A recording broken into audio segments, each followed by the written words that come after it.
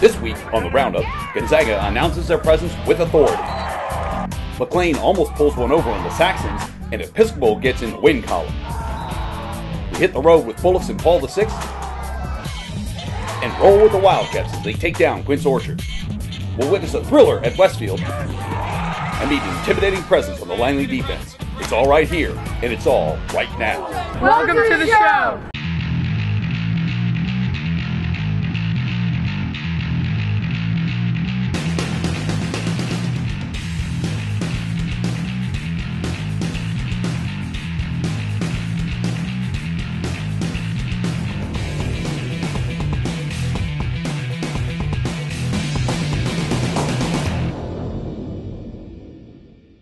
Like us on Facebook, where you can make suggestions, and follow us on Twitter for up-to-the-minute news and results.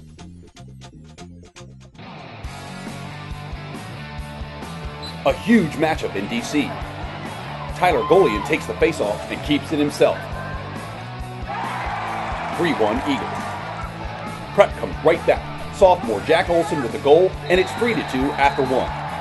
Second quarter, and Alex Corboy sticks one high, 4-2. Charlie Horning comes right back with this nice move to get inside, and it's 4-3. Corboy stays hot, and this is already his third goal of the game. Corboy again. Now it's Max Planning with a rip from way outside. 7-3 Eagles. Eagles on the break, Corboy. That's 5 for him. Eagles lead 8-4 at the break. Third quarter, and Gonzaga breaks it wide open. Planning with the sidearm laser. Liam Fitzpatrick with the sweep from up top. Gonzaga leads 13-4 after 3 and goes on to win 15-6. That's 2 in a row over Prep for the Eagles, and the only 2 times they've ever beaten the Little Hoyas. In the crosstown rivalry, the Highlanders get the scoring started as Alex Moore brings it from midfield and buries the shot. Defenseman Robbie Byrne does the same for the Saxons, and we're tied at 1. Justin Gibbons goes high to high. We're tied at 2. Michael Dolan with a big save, but Will Carball gets the rebound and puts Langley up 4-2.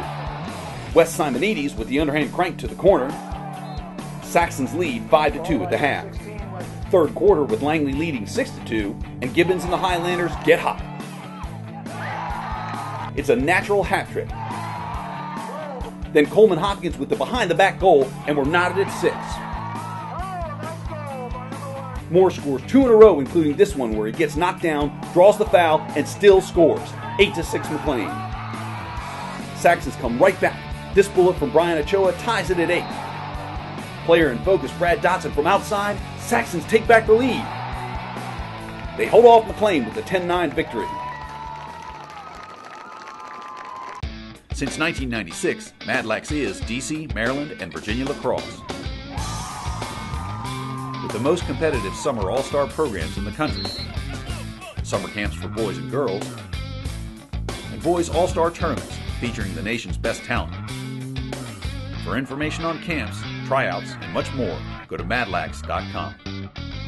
To Alexandria, and Episcopal running the break to perfection. EHS leads 2-1. Timmy Phillips from outside, goal, 4-2 Episcopal. The tour guide, Jack O'Brien, runs into traffic but still scores, 4-3. Second quarter, Phillips again, it's 7-3 Maroon at the half. Panthers go on a run. James Gilbert with the goal. Potomac offense with the crisp passing, and Kevin Haverman finishes, 7-6. Episcopal with some nice passing of their own, and Brown DeVos puts EHS up 9-6. Loose ball in the crease, and Fitz-Reese finds it, and puts the Panthers within 1 with under 3 minutes left. But Episcopal survives 10-9.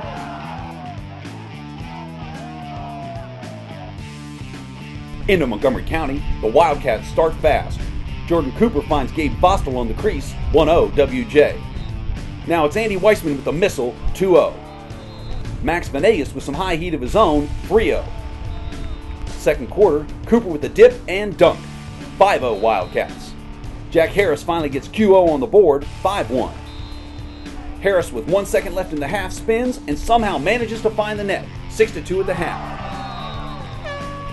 They would cut the lead to 3 late, but the Wildcats come out on top, 7-4. Bullet School travels outside of Baltimore to face one of the top teams in the country. This goal by Greg Luzin puts St. Paul's up 2-0 after 1. Second quarter, Kyle Nemiroff cuts the lead to 1. B.J. Mathis on the sweep, goal. St. Paul's leads 5-3 heading into the fourth. Nikki Petkovic sneaks one in, 5-4. Then Mitch Goldberg ties it up with under 4 minutes to play. We go to overtime. B.J. Mathis finds Carter Flagg for the game winner. St. Paul stays undefeated with a 6-5 overtime win.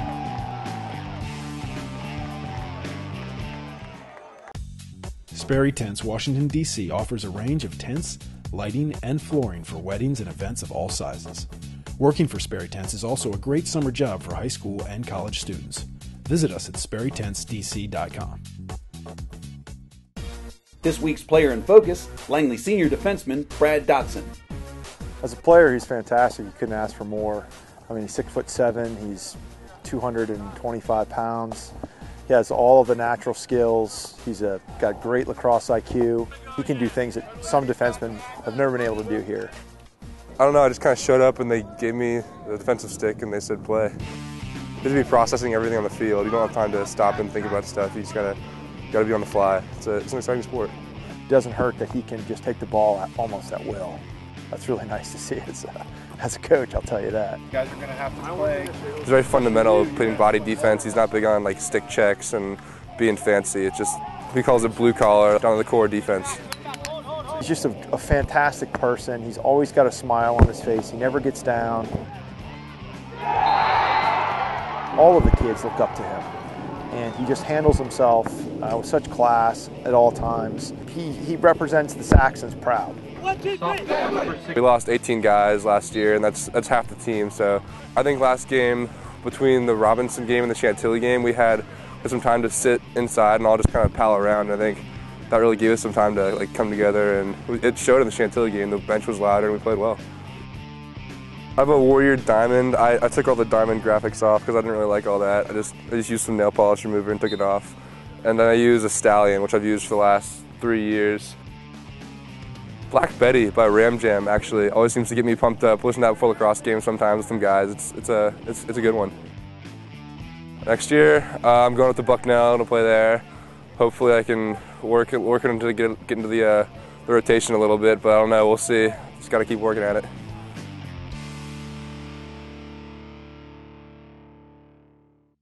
To the Commonwealth, Westfield's Connor Rogers puts the Bulldogs up 3-2. And Kevin Morissette makes it 6-4 Westfield. Dylan Maltz with the takeaway, and he takes it all the way. Back within one, 6-5. Maltz again splits the defenders, and we're tied. Maltz from no angle. 8-6, Stonebridge has the lead. Fourth quarter, and Joe Cayer brings Westfield within one. Nick Magnuson, dodging the long stick, gets hit and still scores while falling down. 11-11 with just over 3 minutes left. Now with under 10 seconds left, it's Dylan Maltz again. He avoids two defenders and scores his 7th goal of the game. Stonebridge wins it 12-11. Stonebridge 12, Westfield 11. To St. Mary's Riken for a battle of two top 10 teams. Long stick Tim Knowles clears the ball and doesn't give it up. 1-0 Paul the 6th. Logan Onan catches this deflection and fires it in. 2-0. Nick Carpenter splitting the defense, 3-1 PVI. Connor Murphy finds Chris Camarga, and the Panthers race out to a 5-1 lead. Riken's Nate Blondino sticks this just inside the post, and it's 5-2. Blondino dodging, falling, bounce pass to Daniel Long, goal, 6-3. Third quarter, Ryan Lamb with the bounce shot, 8-5 Panthers. Blondino finding Romer Dennis, lead is cut to 2. Dennis again, lefty from the wing, 9-8. Murphy to Onan on the crease, PVI back up 11-8. Ryan Lamb with the face dodge and goal, 12-8. Dennis finding Matt Yates, 12-10. Riken would cut it to 1, but the Panthers score again and pull out the 13-11 victory. Back to I Street and a matchup of the top 2 teams in the DMV. Alex Corboy staying hot. Here he is again in the first. Nice fake and the rip. Second quarter, Sam Kinch finds Zach Buller, and Landon is down by 1. But that is as close as it will get for the Bears. Landon transfer Luke Vassos finds his new teammate, Daniel O'Barry, and the Eagles are rolling. Third quarter, Max Planning hits on a beautiful bouncer. Fourth quarter, Richie Pettibone picking up the deflection for the backhander. Gonzaga putting on a dominating performance on both sides of the ball. They held the Bears scoreless in the second half for the second straight year. Feeling amazing right now. Beating Prep and Landon in the same week is one of the biggest accomplishments you can have at Gonzaga. You know, I was just letting it fly and was going out. We have definitely been turning heads, getting a lot of, I mean, number one post all these years, just, I don't know, making a statement, I guess. So. This week.